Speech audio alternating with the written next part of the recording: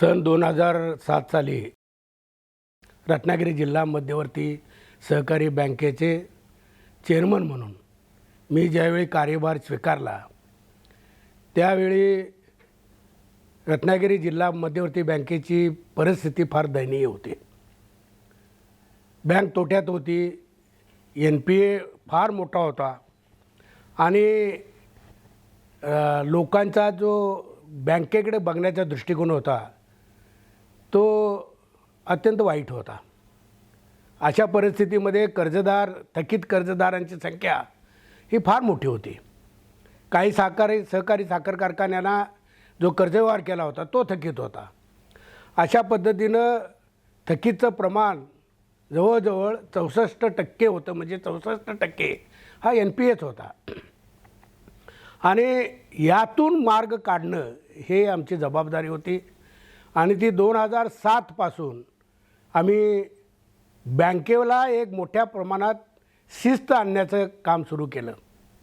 बँकेमध्ये सुरुवातीपासूनच आम्ही सगळ्या गोष्टीवर रिस्ट्रिक्शन आणल्या. बँकेत संचालकांना, कर्मचाऱ्यांना आर्थिक शिस्त कशी लागावी या दृष्टिकोनातून प्रयत्न केला. आणि हे करत असताना आम्ही वसुलीवर लक्ष दिलं. आणि वसुलीवर लक्ष दिल्यानंतर हळूहळू आमची प्रगती व्हायला लागली. आणि 2010पर्यंत आम्ही साधारण त्या तोट्यातून बाहेर आलो. आणि तोट्यातून बाहेर आल्यानंतर 2011-12च्या दरम्यान आम्ही लोकांना डिव्हिडंड द्यायला सुरुवात केली. म्हणजे 3.5% डिव्हिडंड पहिल्या वर्षी दिला. पहिल्या वर्षी म्हणजे 2011च्या दरम्यान.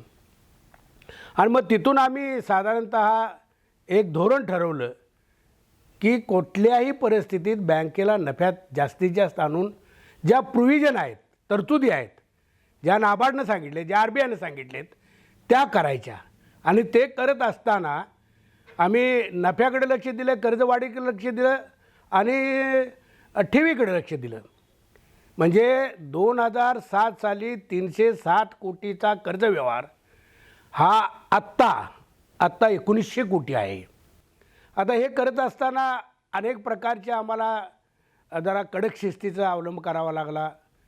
कर्ज प्रकरणं चांगली करावी लागली, वसुली चांगली करावी लागली.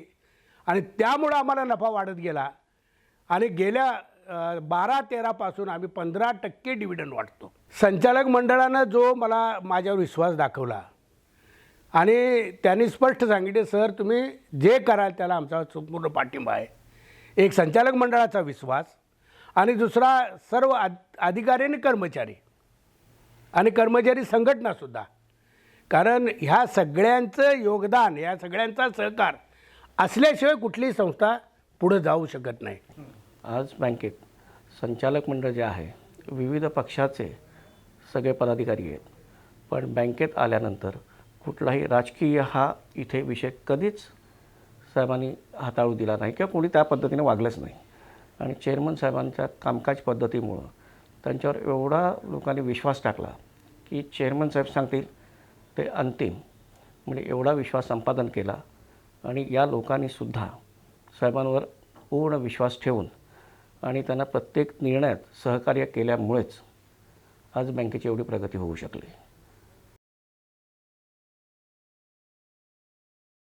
शेतकऱ्यांच्यासाठी शेतीपूरक उद्योगधंदे, मग मत्स्य व्यवसाय असो, दुग्ध व्यवसाय असो, शेळी मेंढीपालन असो, पोल्ट्री व्यवसाय असो, शिवाय त्यांना बांधबंदिस्ते असो, ह्या सगळ्या योजना आम्ही शेतकऱ्यांना आता तरी परवा तरी आम्ही कुठेही नाही अशा पद्धतीनं एक कर्जव्यवहार मान्य केलेलं आहे धोरण.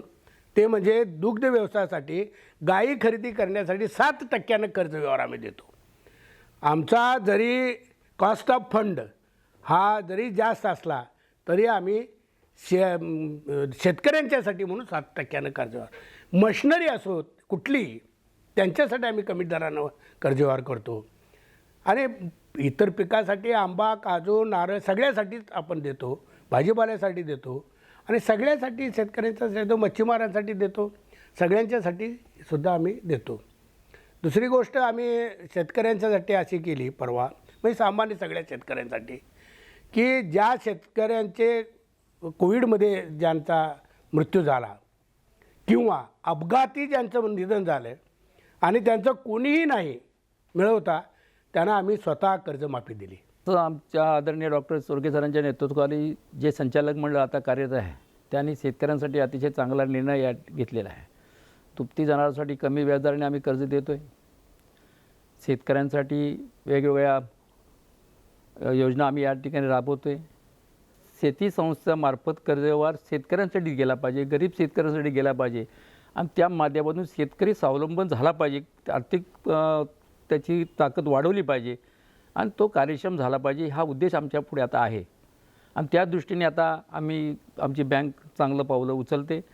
वेगवेगळ्या योजना आम्ही राबवतो आहे, पण शेतकरी हिताच्या योजना आम्हाला या ठिकाणी आता याच्या पुढे आणखी त्यामध्ये सुधारणा घेऊन राबवण्याचं काम आदरणीय चोरगे सरांच्या नेतृत्वाखाली करायचं आहे. शेतकऱ्यांचा आंबा, काजू, बागायतदारांचा रिस्पॉन्स चांगला आहे. शेतीच्या बाबतीतलं जरा थोडंसं नैराश्य आहे. त्याला कारण शासनाने दिलेलं धान्य कमी दराचं, त्याच्यामुळं थोडंसं लोक शेतीकडे कमी वळत आहेत. परंतु इतर व्यवसायांकडे, शेतीपूरक व्यवसायाकडं लोकांचा कल चांगला आहे आणि बँकेने चांगल्या प्रकारे त्याला मदत केलेली आहे. 2010 साली जेव्हा आम्ही बॅकवॉटर बोटिंग सुरू केलं तेव्हा अनेक पर्यटक आमच्या संपर्कात आले आणि पर्यटकांच्या बोलण्यावरून आमच्या असं लक्षात आलं की या भागात खूप पर्यटन वाढत आहे आणि पर्यटकांना राहण्याची व्यवस्था करण्याची खूप नितांत गरज आहे. त्या दृष्टीने आम्ही विचार केला आणि असं काही ह्या जागी उभं करायचं असं ठरवलं.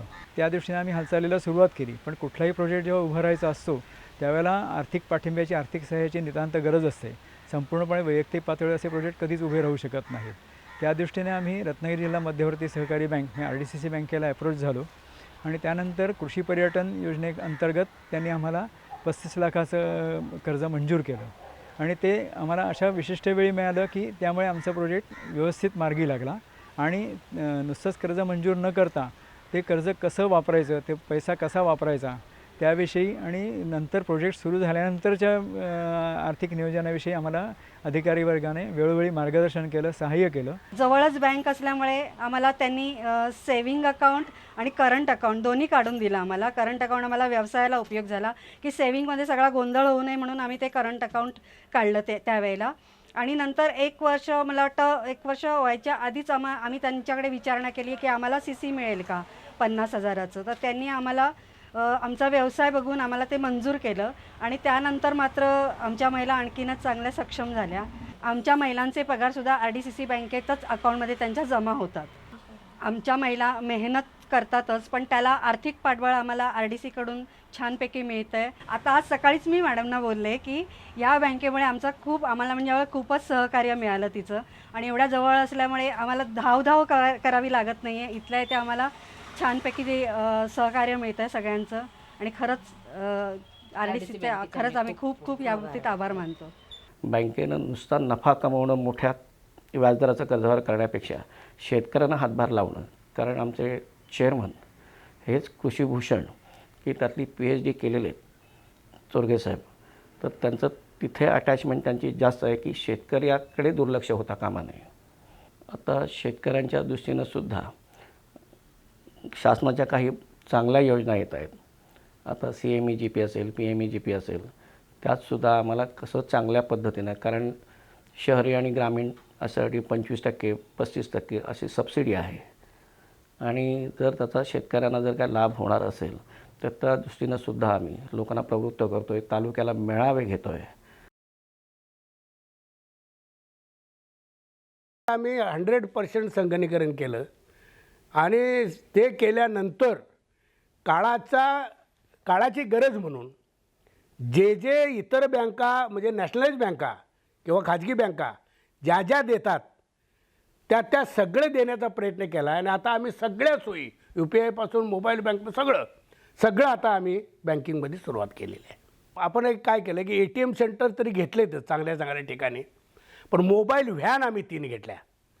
मोबाईल व्हॅन 3 घेतल्यामुळं ज्या ठिकाणी आमच्या ब्रँचेस नाहीत, अशा रिमोट ज्या सह्याद्रीसारख्या आत रिमोट प्लेसेस आहेत त्या ठिकाणी आमच्या या मोबाईल व्हॅन जातात आणि तिथं मग शेतकऱ्यांना बोलवून, सामान्य नागरिकांना बोलवून त्याची खाती उघडणे, पैसे भरून घेणं याच्यासारख्या करतात. आता एक तुम्हाला उदाहरण सांगतो कसा उपयोग होतो. तर ज्यावेळी चिपळूणला महापूर आला आणि चिपळूण सगळं पाण्यात गेलं तेव्हा सगळ्या बँका बुडाल्या. लोकांना 2-4 दिवस पैसाच कुठल्या बँकेत काढता येईना. पण आमची एकमेव व्हॅन होती, मोबाईल व्हॅन, त्यामध्ये इतकी लाईन लागून लोकांनी आमच्याकडून पैसे त्या व्हॅनमधून काढून घेतले. इतका चांगला उपयोग होतो. बँकेनं RTGS, NEFT, नंतर CTS क्लिअरिंग, मोबाईल बँकिंग, म्हणजे त्याच्याशिवाय 7/12 शेतकऱ्यांना उपलब्ध करून देणं, आता UPI, IMPS या सेवा सुरू केल्यामुळं आज काउंटरलासुद्धा थोडा ग्राहक वर्ग कमी येऊ लागला. कारण आज काळानुरूप बँकेला बदलणं गरजेचं होतं. जर आपल्याला ग्राहक वाढवायचा असेल, पूर्वीचा टिकवायचा आहेच, पण नव्यानं वाढवायचं असेल तर इतर बँकांच्या तुलनेत आपल्याला पण तसं पळणं गरजेचं होतं. आणि आत्ता आम्ही ही सुविधा सुरू केली आहे. आता हे QR कोड हे बाजारपेठेत सगळ्यांना देण्याच्या दृष्टीनं सुद्धा आता आमची कार्यवाही चालू आहे. की ज्या वेळी या रत्नागिरी जिल्ह्यामध्ये कुठलीही गोष्ट, कोविड असो, महापूर असो, या सगळ्यांच्या बाबतीत जिल्हा परिषद असो किंवा नगरपालिका असो, कुठलीही असू दे, पुराच्या वेळीसुद्धा आम्ही 5% कर्ज दिलं लोकांना. त्याचप्रमाणे कोविडच्या वेळी आम्ही जिल्हा परिषदेनं सांगितलेले आपण सगळी मशिनरी त्यांना आम्ही दिली. परवासुद्धा आम्ही जिल्हा परिषदेला ज्या शाळा आहेत चांगल्या त्या शाळांना संगणकीकरण विद्यार्थ्यांना कळावं म्हणून 100 कॉम्प्युटर्स आम्ही शाळांना वाटण्यासाठी जिल्हा परिषदेला दिले. अशा विविध योजनांमध्ये आम्ही सगळ्या विकासाच्या कामामध्ये आम्ही करत असतो. असे करत असताना जिल्हा बँक सातत्यानं डिव्हिडंड देत आले. जिल्हा बँक नेहमी शेतकऱ्यांना मदत करत आले, सामान्य लोकांना मदत करत आले, सहकार आपल्या सरकारला मदत करत आले. अशा वेळी जे शेतकरी आहेत, जे आमचे सभासद आहेत, त्या सभासदांना एवढा विश्वास निर्माण झाला आहे की ते जिल्हा बँकेकडे इतक्या विश्वासाच्या दृष्टीनं बघतात की जी जिल्हा बँक ही जिल्हा बँक आमचीच आहे. हा विश्वास जो लोकांचा आपल्यावर आहे, हा विश्वास टिकून राहावा एवढ्यासाठी आम्ही सातत्यानं जिल्हा बँकेचं काम हे लोकाभिमुख होईल या दृष्टीनं प्रयत्न करणार. ज्यावेळी रत्नागिरी जिल्ह्यामध्ये शेतकऱ्यावर ज्या अडचणी येतात किंवा व्यापारावर ज्या अडचण येते त्यावेळी आमची बँक त्यांच्या मदतीला धावून जाते. म्हणजे अतिवृष्टी होऊ द्या, एखादं शेतकऱ्याचं घरं जळीत होऊ द्या किंवा त्याची आगीत त्याची शेतकऱ्याची जनावरं जरी गेली तर अशा परिस्थितीमध्ये बँक त्यांच्या पाठीशी उभं राहते. आमच्या धर्मादाय निधीतून आम्ही त्यांना मदत करतो. जे गरीब शेतकरी जर आजारी पडશે आणि त्याला जर आर्थिक मदत करायचं तर ती आर्थिक मदतसुद्धा आम्ही आमच्या बँकेच्या मार्फत करतो. असे वेगवेगळ्या पद्धतीने जेवढं शक्य होईल तेवढं काम आम्ही या जिल्ह्यातल्या शेतकऱ्यांच्या पाठीशी उभी करण्याची ताकद आम्ही करत आहोत. सन्माननीय अध्यक्ष तानाजीराव चोरगे साहेब इथे अध्यक्ष झाल्यापासून मग ते चिपळूणचं खेडचं पूरग्रस्त असो, अशा पूरग्रस्त व्यापाऱ्यांनासुद्धा बँकेने कमीत कमी व्याजाचं कर्ज दिलेलं आहे. मग दापोलीमध्ये त्या संपूर्ण समुद्रकिनारी फयान ज्या वेळेला झाला त्यासुद्धा ठिकाणी जे कर्जदार अडचणीत आले होते त्यांचंसुद्धा कर्जाचे व्याजदर कमी करून त्यांना रिफायनान्स केलेलं आहे. अशा पद्धतीनं बँकेच्या पलीकडे जाऊन एक सामाजिक दायित्व म्हणून ह्या बँकेच्या अध्यक्षांनी फार मोठं काम केलं आहे आणि त्यांना परत पुनर्वसन केलेलं आहे त्या कर्जामध्ये.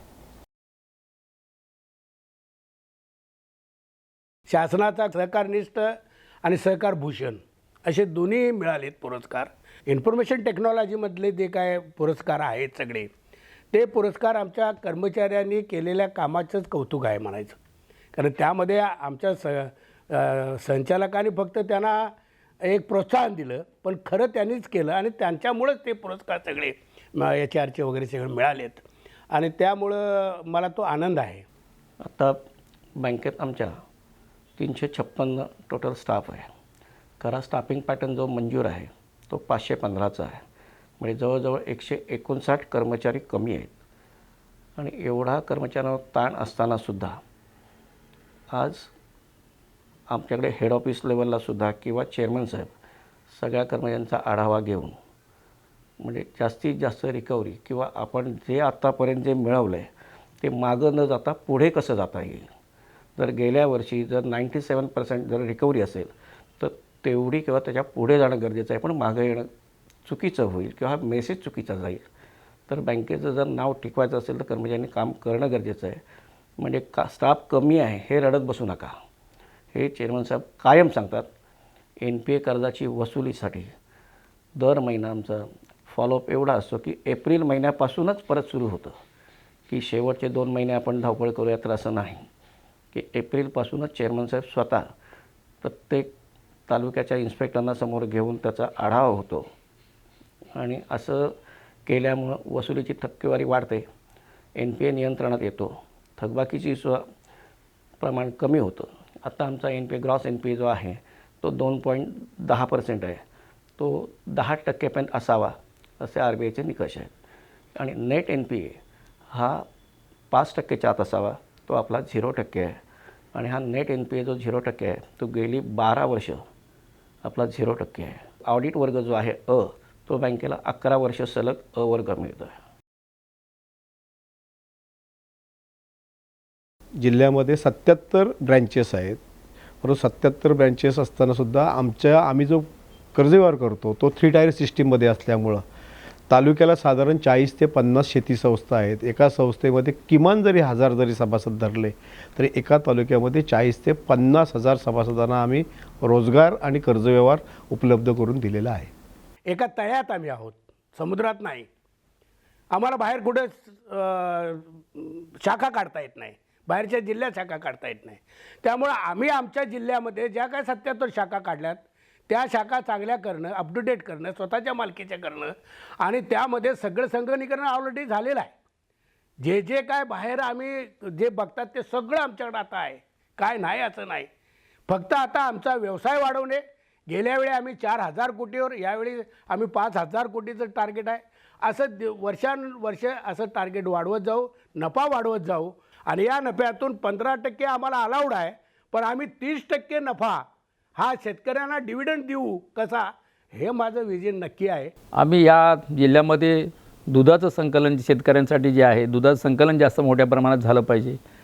आंबा उत्पादन आम्ही मदत करण्याचं ठरवलेलं आहे किंवा एखाद्या कारखानदारी येईल त्याला मदत करण्याचं काम आम्ही या ठिकाणी करणार आहोत. प्रोसेसिंग जे युनिट असतील त्यांनाही मदत करण्याचं काम आम्ही हाती घेणार आहोत. ते धोरण ठरवलेलं आहे जेणेकरून या बँकेचा लाभ जिल्ह्यातील शेतकऱ्यांना, सभासद शेतकऱ्यांना होईल असं मला या ठिकाणी वाटते.